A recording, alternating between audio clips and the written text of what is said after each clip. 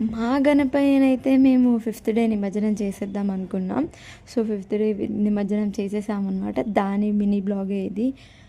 మీరెన్ని days మీ ఇంట్లో గణేషుని ఉంచాడో first comment చేసేయండి. మేమైతే 5 డేస్ ఉంచాం. దాని తర్వాత నిమజ్జనం చేసేసామన్నమాట. నిమజ్జనం చేసినప్పుడైతే చాలా బాధేసింది మా అందరికీ. జై బోలో గణేష్ మహారాజ్ కి జై. జై బోలో గణేష్ మహారాజ్ కి జై. జై బోలో గణేష్ మహారాజ్ కి జై. జై బోలో గణేష్ మహారాజ్ కి జై. జై బోలో గణేష్ మహారాజ్ కి జై. కానీ తప్పదు కదా, నిమజ్జనం చేసేయాలి. సో మేమైతే మా పక్కనే ఉన్న ఐడియల్ లేక్కి వెళ్ళామన్నమాట. ఈసారి థర్డ్ డే ఫ్రైడే రావడం వల్ల అందరూ ఫిఫ్త్ డేనే అనుకున్నారు. చాలా క్రౌడ్ వచ్చేసారు అనమాట. చాలా రష్గా ఉంది. మేమైతే ఇంకొక సైడ్కి వెళ్ళి ఇలా ఇచ్చామన్నమాట.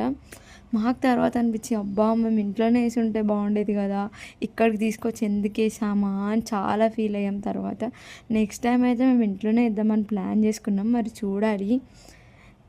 చాలా క్రౌడ్ వచ్చింది. మాకు ఏం చేయాలో కూడా అర్థం కాలేదు. అంతా చాలా రష్ మొత్తం ఉండే. చూడండి మీరు ఎంత పెద్ద పెద్ద వినాయకుళ్ళు, క్రెయిన్స్ అవన్నీ కూడా ఉండే అన్నమాట. ఈ వీడియోకి ఇంతే. ఓకే మరి బాయ్.